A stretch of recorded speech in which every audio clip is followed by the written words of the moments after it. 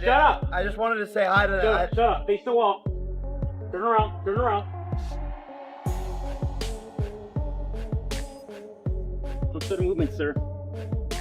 Give me your hand. Give me your hand. Yeah. And you weren't really sparring. You were fighting. We were fighting all the time. And just guys getting dropped all the time. And that was just the kind of gym that I was in. But this wasn't a real fight. He was pulling punches. He wasn't giving it his full effort.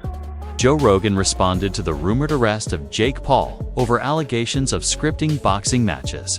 Rogan emphasized that no career achievement is worth risking your life. He warned that the dangers of boxing are real and should never be taken lightly. According to reports, Rogan believes Paul needs to seriously rethink his choices before stepping into the ring again. Because chasing fame or money through dangerous fights isn't worth the possible consequences. You have probably seen some of the controversy he's been taking. Joe Rogan stressed that boxing is an extremely dangerous sport and that fighting recklessly can lead to serious consequences. He also warned that taking part in illegal or scripted actions could result in legal trouble for a fighter. Because then you can't think, you can't do things, you don't know what the fuck you're doing in life. It's like literally everything is the quality of your ability to think. And I knew. Nikisa Badarian has stated that neither Jake Paul nor his team were involved in any wrongdoing or attempts to fix the fight. He addressed the widespread rumors claiming the bout with Anthony Joshua was scripted, calling them completely untrue. According to Nikisa, people online made extreme claims, including posts suggesting there was an agreement for Joshua not to knock Paul out. He explained that Joshua fought honestly and decisively, ignoring any alleged arrangement. Nikisa emphasized that Jake trained properly, competed for real, and took genuine risks in the ring. He also mentioned that legal action is being pursued against those spreading these false claims. For Nikisa, this clarification is essential to protect the reputations of both Jake and his team, making it clear to fans and critics that the fight was legitimate and unscripted, and that any idea of a fixed outcome is entirely unfounded. I've seen the script, rigged, this, that, and the other. Do you think now, at the very least, that talk goes away? Broke his jaw, went in there against Anthony Joshua. At the very least, do you think that you guys can move on from that? Like, that won't follow you? No, I don't. I actually, our lawyers are actively going after a number of people. One who claims to be a lawyer himself online. I don't remember the name or the handle, but it was something that had like 200,000 likes. And basically this post said there was an agreement for AJ not to knock out Jake, but AJ disregarded the agreement and decided to not get his payday, but knock out Jake Paul. So it's pretty astonishing what people say. Your dear friend Lou DiBella, saw him put up a bunch of ridiculous things and even said, Nikisa, go ahead and sue me. But this wasn't a real fight. He was pulling punches. He wasn't giving it his full effort. And so for the people, again, just to clear this up, because I asked Eddie this question, I'll ask you the exact same question. Once and for all, was there any sort of arrangement as far as it should go this many rounds? Because that's the one that I've heard. Oh, Anthony agreed to 3 rounds, 4 rounds. Can you tell us in black and white if there were any talks of any kind between the network, the promotion, the fighter? There has never once in Jake Paul's career been any talk of that sort, of anything to do with the fight being anything but a real fight that has exactly the same situation as any professional fight. And that's exactly the same thing here for the Anthony Joshua fight. It's just beyond mind-blowing that people would think that. Anthony Joshua was on record saying that if he didn't finish him in the first round, that would be disappointing, that it would be a failure. The narrative changed as we got closer to fight night and obviously post-fight, and I understand why, but they were pretty adamant it would take max 2 rounds. Joe Rogan has already cautioned Jake Paul against doing anything reckless like this again. He strongly urged him to rethink taking higher-risk boxing matches, stressing that no career milestone is worth risking your life. Rogan emphasized that the dangers inside the ring are very real, and chasing fame or money through staged or dangerous fights can carry serious consequences. Safety and responsibility, he said, have to come first for any fighter. The thing, look at all them celebrities, like dude from the Mighty Ducks, the little boy actor that got strung out on drugs, and all his fronts and all his teeth were missing from being on meth or whatever, you know what I mean, whatever drug of choice he was on. There's no coming back from that. The people who like dissipate their teeth through drug usage, you don't get like a second set. So if I'm not mistaken, the dude from Mighty Ducks, somebody like he's been clean and they gave him a makeover and he has like pretty much fake teeth. So yeah, the teeth are gonna be cooked.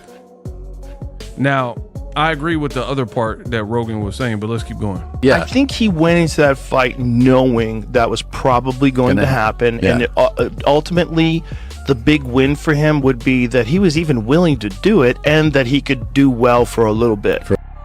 Yeah, and I've already expressed my thoughts on this. I'm not giving no props for a person who says I am a real deal boxer because I went and get smashed and got my jaw broken, but I lasted longer than Ngannou. But I was crazy enough to try, because to be honest, we're way past the honeymoon stage with a person like Jake Paul. You've been in this for long enough to go through fight camps, dedicate your time, effort, energy, money, spar with people. You spar with some quality names because you have resources and money or whatever. So we're well past that, to the point where you just get credit for stepping in. You maybe got credit your first fight or whatever, first couple of fights, for coming from your background and, you know, stepping in and fighting, but we're well past that. You have a box rec. You were being ranked by sanctioning bodies in box. Eddie. Hearn offered a detailed breakdown of the Anthony Joshua versus Jake Paul fight, pointing to the deliberate planning behind every action in the ring.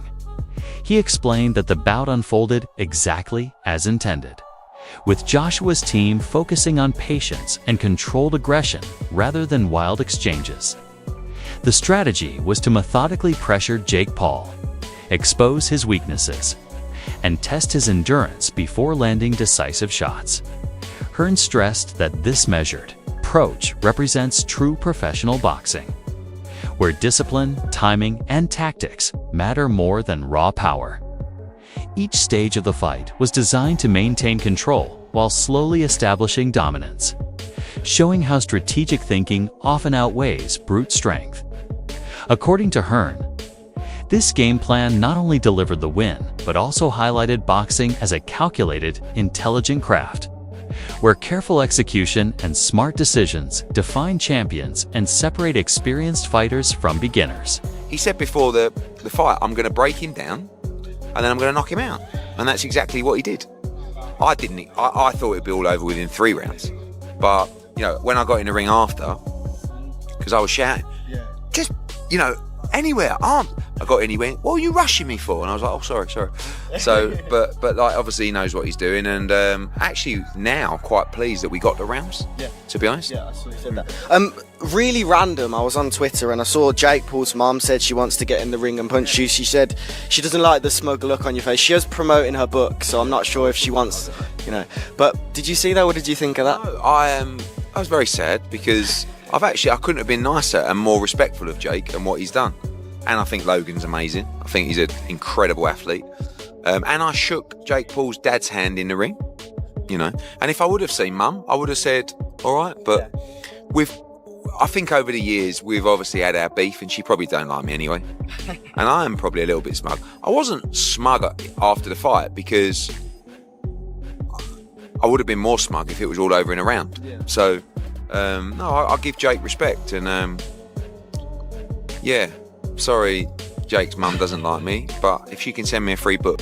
Adam Catatoral delivered a direct and honest assessment of the Anthony Joshua versus Jake Paul fight, highlighting the imbalance modern boxing faces when popularity drives matchups.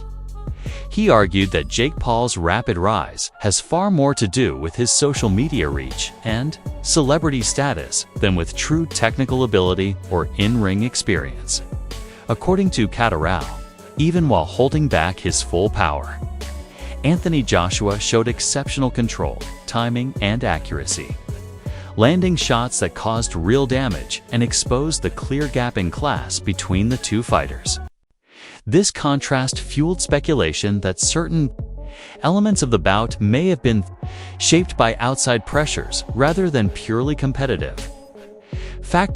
Rumors circulated, suggesting that Jake Paul may have tried to control or influence the pace of the fight to reduce risk and protect appearances, reflecting wider concerns about celebrity boxing placing spectacle ahead of authenticity.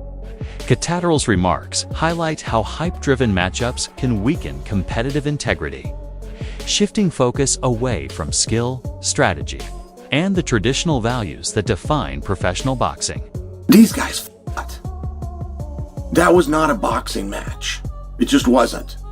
Jake Paul had a very healthy fear for his life while he was in there, and he was moving as such. He was staying away from him. He was running away. He was trying to get distance. Then he was trying to step in to win this athletic competition, and then he's trying to get out of the way so that he doesn't get hurt again. I mean, he was fighting. Then it turns to where he can't stay away anymore. So now he's got to go the other way. He's got to go forward. So now he's clinched him. Now he's dropping down to his knees. He's going below the waist. He's getting to double leg positions. He was fighting.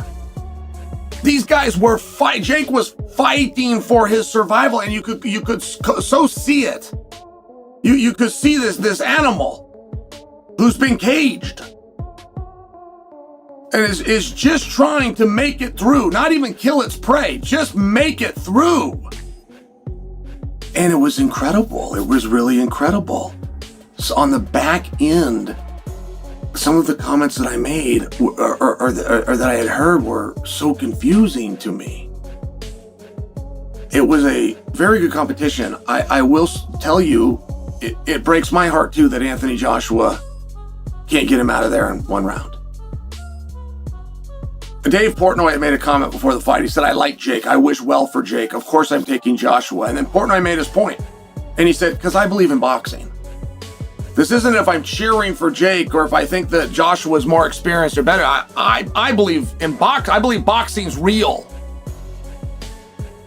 If boxing is an actual sport, if it is an actual sweet science, then of course a guy that's done it 11 times cannot compete with the Olympic champion. That wraps up today's video.